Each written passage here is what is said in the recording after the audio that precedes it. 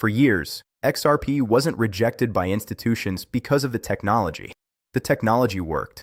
It settled transactions in seconds. It moved value across borders for fractions of a cent.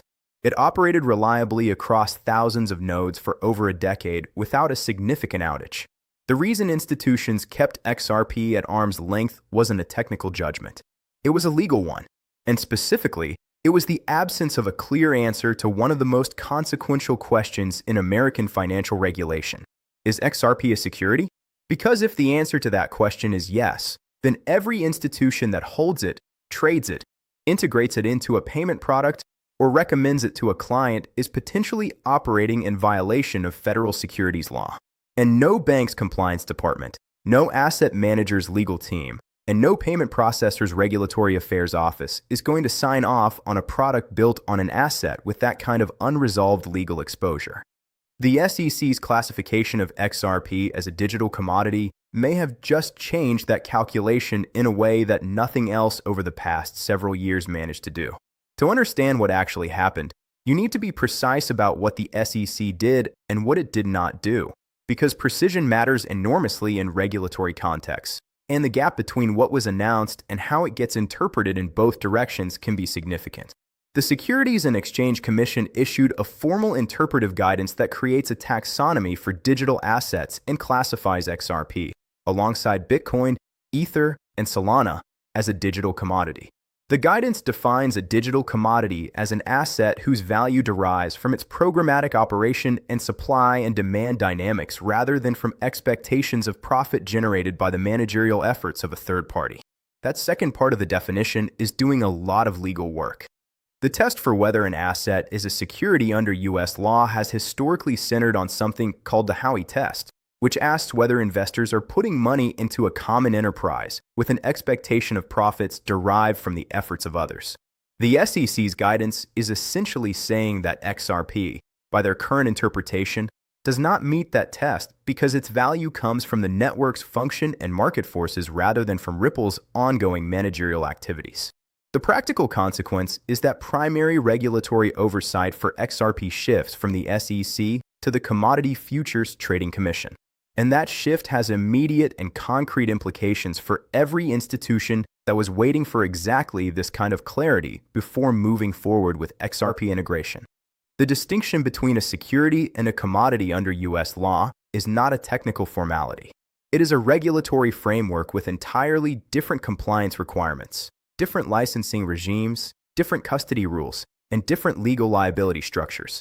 When an asset is classified as a security, the institutions that want to hold it, offer it to clients, or build financial products around it are subject to the full weight of federal securities law, including registration requirements, disclosure obligations, and the litigation exposure that comes with operating in a space where the SEC has active enforcement authority. The legal costs alone of maintaining compliance with securities regulations for a single digital asset can be substantial, and the litigation risk in a space where the regulatory lines were unclear was something that institutional legal departments modeled very conservatively. Commodity classification operates under a different framework entirely.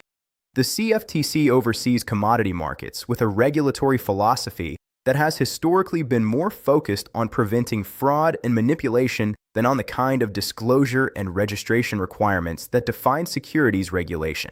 For institutions, commodity classification means a clearer, more familiar regulatory path. It means that the compliance infrastructure they already maintain for other commodity exposures can potentially be adapted for XRP rather than requiring entirely new legal frameworks to be built from scratch. What was actually holding XRP back from institutional adoption was not a single lawsuit or a single regulatory ruling. It was the accumulated weight of years of legal uncertainty that made it impossible for institutions to make long-term infrastructure decisions around an asset whose fundamental legal status was unresolved. The SEC's lawsuit against Ripple, which began in December 2020, cast a shadow over the entire XRP ecosystem in the United States for years. During that period, major U.S. exchanges delisted XRP trading pairs to avoid regulatory exposure. Institutional custody providers declined to add XRP to their platforms. Payment processors who might have integrated Ripple's on-demand liquidity product for cross-border settlement found it difficult to get internal approval for products built on an asset in active SEC litigation. The irony is that outside the United States, where the regulatory situation was clearer, XRP adoption continued to develop. Ripple expanded its ODL network across international markets. The XRP ledger attracted institutional interest in Asia, the Middle East, and Europe, where regulatory frameworks were more defined. The US market, historically the most important capital market in the world and the home of the largest institutional investors, was effectively locked out of XRP infrastructure development for years by a legal uncertainty that the technology itself had nothing to do with. Understanding this history is essential for understanding why the SEC's commodity classification is significant. It is not that XRP suddenly became better technology. It is that the US market became available to XRP in a way it had not been. The immediate practical changes that flow from commodity classification are worth enumerating specifically because they illustrate why this matters to institutions beyond the abstract legal question. Ripple can now integrate XRP into its full suite of institutional products, including cross-border payment corridors, liquidity hubs, and banking integrations, without the legal constraint that any such integration might constitute an unregistered securities offering. That specific legal risk was a genuine barrier to enterprise sales in the US market, and its removal opens institutional conversations that simply could not proceed before. US financial institutions that want to integrate XRP into their payment infrastructure now face a single federal regulatory regime rather than a fragmented combination of state-by-state money transmission licensing and unresolved federal securities questions. That simplification of the compliance landscape accelerates the timeline for enterprise deals because the legal analysis required before any institution can sign a contract involving XRP becomes considerably more straightforward. Custody providers can add XRP to their institutional platforms without navigating the uncertainty of offering custody for an asset that might be a security. And asset managers who want to include XRP in products they offer to clients can do so without the disclosure and registration requirements that would apply to a security. Each of these changes represents a specific institutional barrier that the commodity classification removes or significantly reduces. The partnership activity unfolding around XRP in the context of this regulatory clarity illustrates how institutional capital moves when legal uncertainty is resolved. Mastercard's acquisition of BVNK, a stablecoin payments infrastructure provider that has an existing partnership with Ripple's standard custody and trust entity, is a case study in how large traditional financial institutions are positioning themselves in the blockchain infrastructure space. Standard Custody and Trust is a Ripple-owned entity regulated by the New York Department of Financial Services, meaning it operates under one of the most rigorous state financial regulatory frameworks in the United States. BVNK had integrated Standard Custody for Rust settlement on the XRP ledger as part of its interbank settlement infrastructure.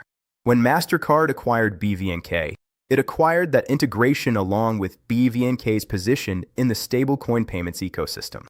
The implication is that Mastercard, one of the two dominant global payment networks, is now connected to XRP ledger infrastructure through the custody and settlement stack that it acquired. It is important to be precise here. This does not mean Mastercard has endorsed XRP or made any commitment to using it at scale. What it means is that the infrastructure connections exist at an institutional level in ways that would have been impossible without the regulatory clarity that the commodity classification provides. Institutional infrastructure decisions of this kind happen quietly, through acquisition and partnership activity, before they become visible in any public announcement about technology adoption. The broader structural shift happening in U.S. financial regulation right now is worth understanding as context because it explains why the SEC's XRP guidance is part of a larger pattern rather than an isolated event.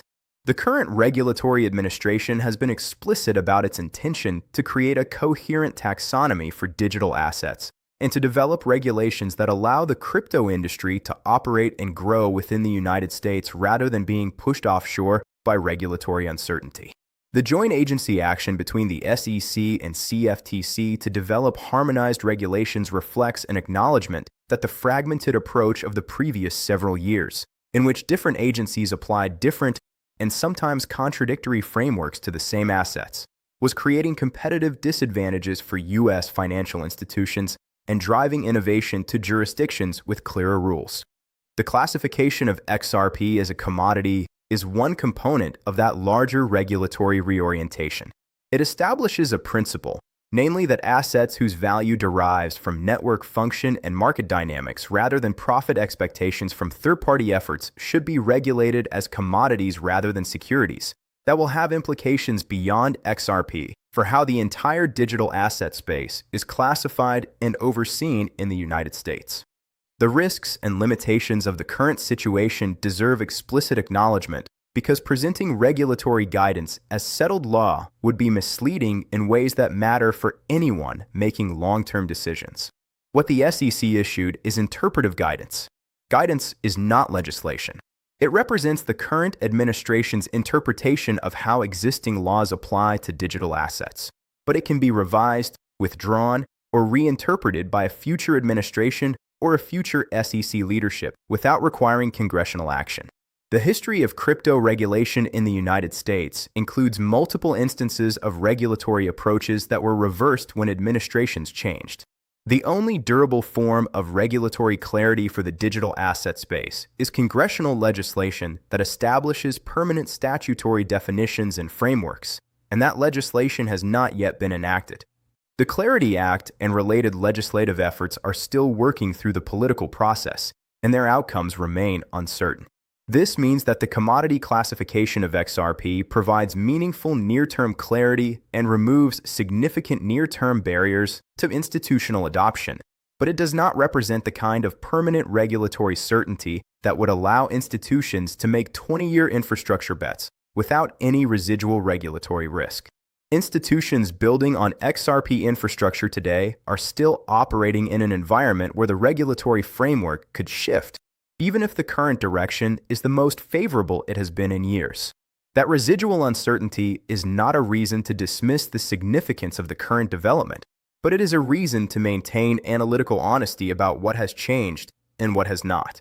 The real shift that the SEC's commodity classification represents is not a change in XRP's technology, its use cases, or its fundamental value proposition as a settlement and liquidity layer. All of those things were already in place. The shift is in the legal and regulatory environment surrounding XRP, which for years was the primary obstacle to the institutional adoption that the technology's design had always been capable of supporting. A decade of litigation risk, regulatory uncertainty, and the compliance barriers that flowed from that uncertainty compressed the institutional market for XRP infrastructure in the United States to near zero. The commodity classification does not guarantee that adoption will accelerate, that every bank will integrate XRP payment rails, or that the institutional infrastructure build-out will proceed on any particular timeline. Adoption is still a function of business decisions, competitive dynamics, technology integration costs, and market conditions that the regulatory classification does not determine. But it removes the foundational legal barrier that made those business decisions impossible for a very large class of U.S. institutional participants. The real shift may not be that XRP changed. It may be that the system around it finally did.